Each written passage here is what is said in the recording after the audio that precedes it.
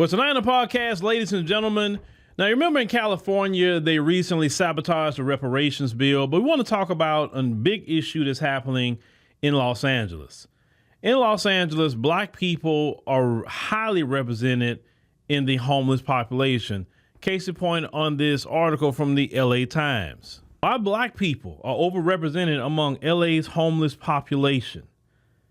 Now, if you think about what happened with that bill, with that reparations bill, that would actually help out black people in this situation. We're going to just look at one part of this article and then we'll go from there. As we just kind of scroll down, you know, I'm just going to start where it says black people represented by 8% of Los Angeles population, but make up 34% of the city's unhoused population. Centuries of American history contribute to the overrepresentation, including decades of racist housing policy and redlining that deprived generations of black Americans of wealth. There's some consequences of such racist legacies can be quantified. For instance, in the average wealth, they say of white households, 189,000 versus black, 24,000. They say when something goes wrong, such as a medical crisis or a job loss, such wealth can make the difference between weathering the storm or becoming unhoused. Now, they covered some stories of some other people. We're not going to go through those personal stories. But what we want to look at here, you know, with this situation is just talk about why it was so despicable the other day, what we saw that happened in California. Ladies and gentlemen, the homeless population in California itself is just something I've never even seen. I mean, the last time I went there, even in the area of Beverly Hills, that area, you seen homeless people. And I still remember when me and my family was driving there, and you had a sister walk across. I mean, you can clearly see this sister had a mental health issue. She's screaming and yelling and like what is going on with this sister, right? You have so many of our people in California that the small amount that's left there, because a lot of them had to leave. The Democrats in California have done a full court press against black Americans. They have deprived them of resources. They've allowed hostile migrants to come in, organizing criminal gangs. These criminal gangs have attacked black people. If you remember the Hawaiian Gardens case, where you had the migrants creating gangs and they were trying to run black people out. They were firebombing black people. Did the governor do anything about it? No. Did the California state government do anything about it? No. The FBI arrested them, but it should have been a California issue for California to handle. Black Americans have been priced out of California. A lot of black Americans have either came to the South, or some of them maybe went to Las Vegas or somewhere like that, Nevada. Some have went to Arizona, just so they can kind of have a little bit closer proximity back to family and friends who are still in California. In particular, we're talking about the Los Angeles area. Los Angeles is literally pushing out, or just even the state of California is actively pushing out black Americans. And when you have something like reparations, that's something that the Democrat Party say, let's do this study so we can get the recommendations to pay reparations. But you already should have known the fix was in when the moment they gave the recommendations, and Gavin Newsom ran to Fox News and went to talk to Sean Hannity. And the first thing he said was, reparations is just not about a check, or reparations is more than just a check, and all of that. When he started that mess, I said, oh boy, I knew the BS was already there when Gavin Newsom said that, when he went to Fox News. Well, what black people got to pay attention to, especially you brothers and sisters that's still in California, all of you got to take this stuff seriously. All these Democrats, and then the thing is, you have no representation. Because if you look at the population of California, black people only represent 6% of the total population of the state of California. Almost half of that California is Hispanic. And a lot of that come through illegal immigration. Then you have, of course, the white population behind them. Then you have the Asian population behind them. And you have to understand, you have all these different groups against black folk. Because we know that everybody is against us when it comes to any kind of resources. Everybody is on code to say, hey, we'll work together with each other just to make sure black people don't get anything. And see, it's not that these other groups are just more powerful and things like that. No, what happens is when we're not on code, what happens is I just want to see a black politician. I want somebody that look like me. They look like you, but they have the agenda of a racist. That's their agenda. They look like you, but they say, look, I don't mind selling them down the river. Just, are you going to give me my check? And like, yeah, we'll pay you as long as you keep selling black people down the river. Okay, cool, no problem. I'll sell them out as long as I get mine. And that's the black politician in California, and that's the black politician all over America, to be honest with you. Look at your girl, Maxine Waters. Look at her, right? What has she done for black people in California? Karen Bass, she's the mayor now of L.A. What is she doing for black people in L.A.? Not a freaking thing.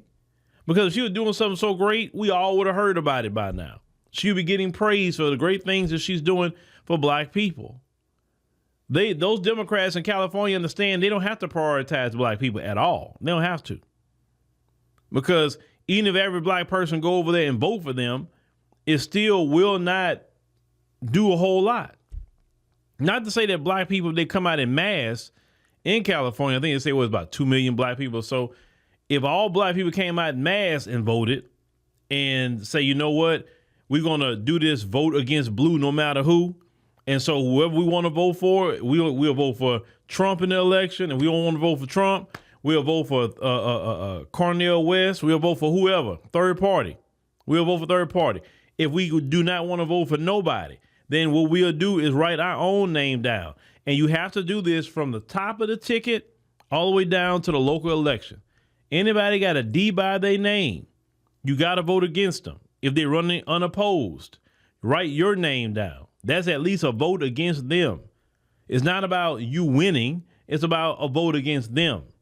Because you have a short amount of time to get on board with this, but you can't get on board unless you're registered to vote. You got to be registered to vote. You got to be able to participate in this.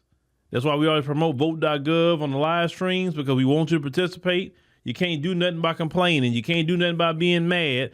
Okay, now you've seen the play. You've seen what the Democrats did the other day, this past weekend. Okay, cool. Now you know what to do. Now you know is to vote against blue no matter who, because as long as you've been voting blue, look at the homeless population in California. As long as you've been voting blue, look at all the migrants they done stacked on top of you and giving all the resources to the migrants. They just approved, that same California government approved for migrants to get $150,000 for down home payment assistance. But where is your approval, black people in California? Where's your approval? Where is it? You've been in that state forever. You've been in that state. You helped build California.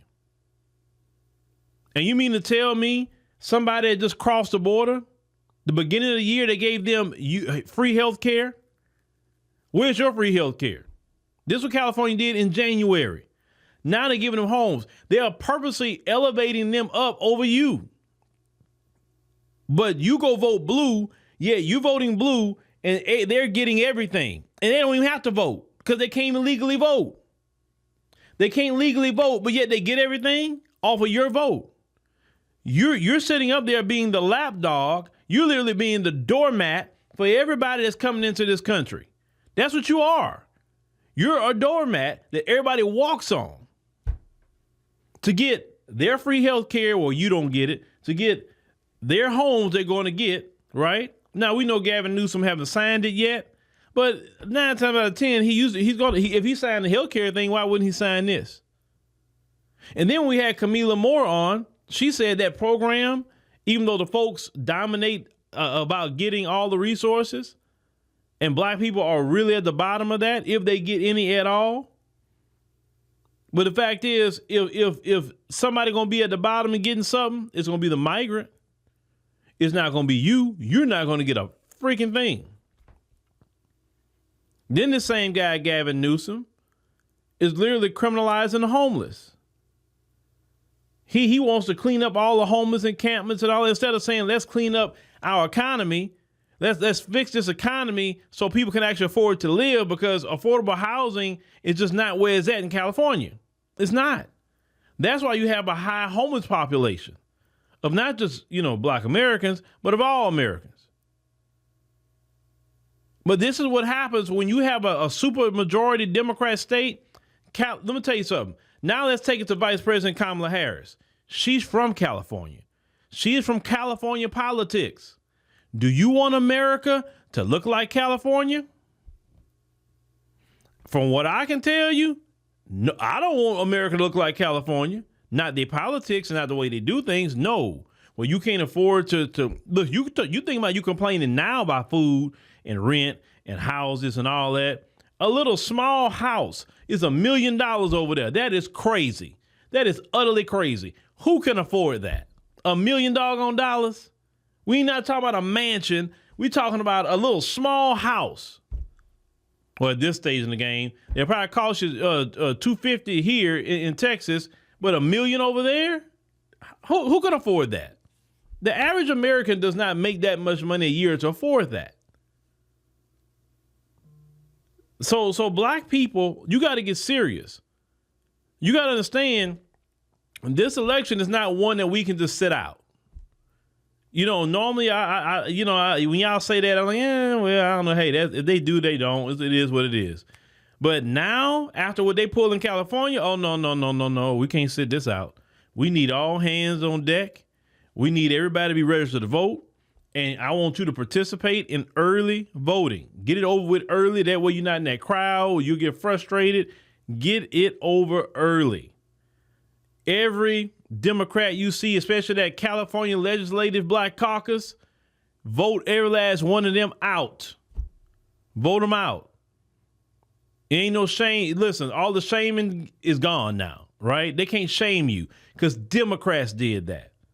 And the Republican that tried to put the bill up, he pulled the chess move on them and forced them to show Black people, see how they treat you? See how they do you? He made sure to expose them like that. And that's good. I'm glad he did that because it's been time for Black America to wake up about this Democrat Party, how they are so against Black people.